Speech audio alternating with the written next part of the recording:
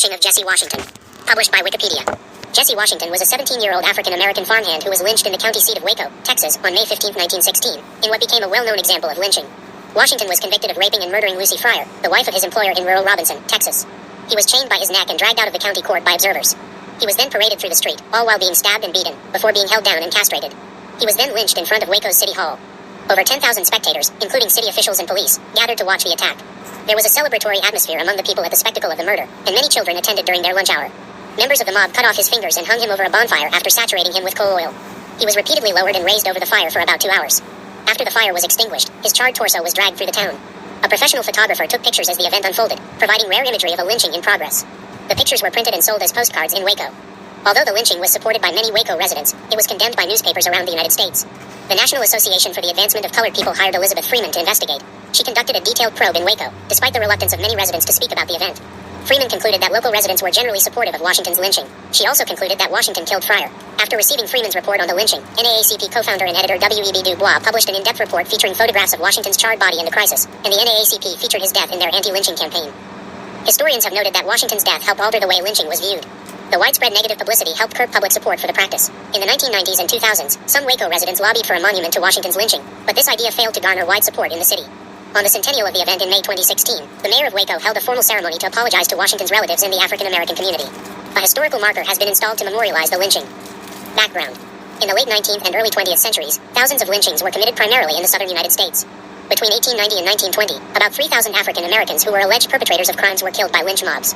They were conducted outside the legal system. Suspects were taken from jail and courtrooms or killed before arrest.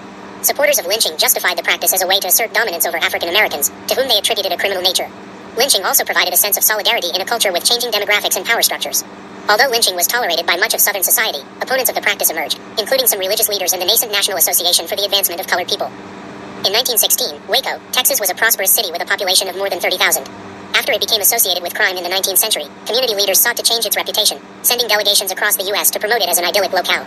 By the 1910s, Waco's economy had become strong and the city had gained a pious reputation. A black middle class had emerged in the area, along with 2 black colleges. In the mid-1910s, blacks constituted about 20% of the Waco population. In her 2006 study of lynching, journalist Patricia Bernstein describes the city as then having a thin veneer of peace and respectability. Racial tension was present in the city. Local newspapers often emphasized crimes committed by African Americans, and St. Majors, a black man, was lynched and hanged from a bridge near downtown Waco in 1905. A small number of anti-lynching activists lived in the area, including the president of Waco's Baylor University. In 1916, several factors led to an increase in local racism, including the screening of The Birth of a Nation, a movie that glorified the Ku Klux Klan, and the sale of photographs of a recently lynched black man in Temple, Texas. Murder and arrest. In Robinson, Texas, Lucy Fryer was murdered while alone at her house on May 8, 1916. She was found clubbed to death, sprawled across the doorway of the farm's seed shed. It was a grisly scene that included signs of sexual assault. Officials determined a blunt instrument was used as the murder weapon. She and her husband George were English immigrants and had become well respected in the rural community where they operated a farm. News of the death quickly reached the McLennan County Sheriff, Samuel Fleming, who immediately investigated with a team of law enforcement officers, a group of local men, and a doctor. The doctor determined that Fryer had been killed by blunt force trauma to the head. The local men suspected that Jesse Washington, a 17-year-old black youth who had worked on the Fryers' farm for 5 months, was responsible.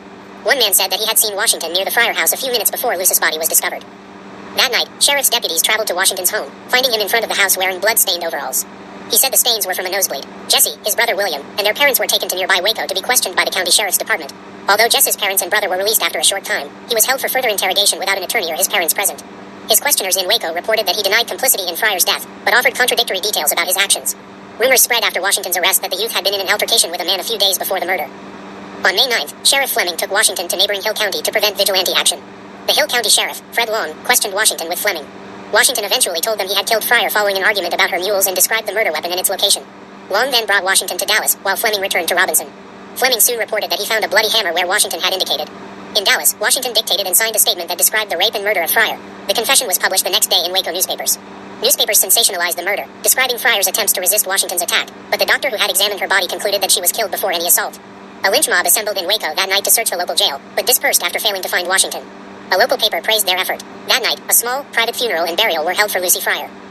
A grand jury was assembled on May 11th in McLennan County and quickly returned an indictment against Washington. The trial was scheduled for May 15th. The Times-Herald of Waco published a notice on May 12th requesting that residents let the justice system determine Washington's fate. Sheriff Fleming traveled to Robinson on May 13th to ask residents to remain calm. His address was well received. Washington was assigned several inexperienced lawyers. His lawyers prepared no defense and noted that he appeared placid in the days before the trial. Trial and lynching. On the morning of May 15th, Waco's courthouse quickly filled to capacity in anticipation of the trial. The crowd almost prevented some jurors from entering. Observers also filled the sidewalks around the courthouse. More than 2,000 spectators were present. Attendees were almost entirely white, but a few quiet members of Waco's black community were present. As Washington was led into the courtroom, one audience member pointed a gun at him but was quickly overpowered. As the trial commenced, Judge Richard Irby Munro attempted to keep order, insisting that the audience remain silent. Jury selection proceeded quickly. The defense did not challenge any selections of the prosecution. Judge Munro asked Washington for a plea and explained the potential sentences.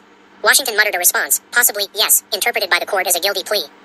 The prosecution described the charges, and the court heard testimony from law enforcement officers and the doctor who examined Fryer's body. The doctor discussed how Fryer died but did not mention rape. The prosecution rested, and Washington's attorney asked him whether he had committed the offense. Washington replied, "That's what I done," and quietly apologized. The lead prosecutor addressed the courtroom and declared that the trial had been conducted fairly, prompting an ovation from the crowd. The jury was sent to deliberate.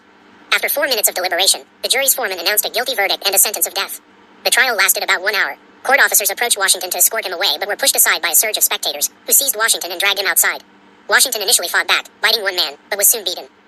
A chain was placed around his neck, and he was dragged toward City Hall by a growing mob. On the way downtown, he was stripped, stabbed, and repeatedly beaten with blunt objects. By the time he was taken to City Hall, a group had prepared wood for a bonfire next to a tree in front of the building. Washington, semi-conscious and covered in blood, was doused with oil, hanged from the tree by a chain, and lowered to the ground. Members of the crowd cut off his fingers, toes, and genitals. The fire was lit and Washington was repeatedly raised and lowered into the flames until he burned to death. German scholar Manfred Berg posits that the executioners attempted to keep him alive to increase his suffering. Washington attempted to climb the chain but was unable to do so without fingers. The fire was extinguished after 2 hours, allowing bystanders to collect souvenirs from the site of the lynching, including Washington's bones and links of the chain. One attendee kept part of Washington's genitalia. A group of children snapped the teeth out of Washington's head to sell as souvenirs. By the time the fire was extinguished, parts of Washington's arms and legs had been burned off, his torso and head were charred and his cranium was exposed. His body was removed from the tree and dragged behind a horse throughout the town. Washington's remains were transported to Robinson, where they were publicly displayed until a constable obtained the body late in the day and buried it. The spectacle of the lynching drew a large crowd estimated at 10,000 to 15,000 at its peak, including the mayor John Dollins and the chief of police Guy McNamara, although lynching was illegal in Texas.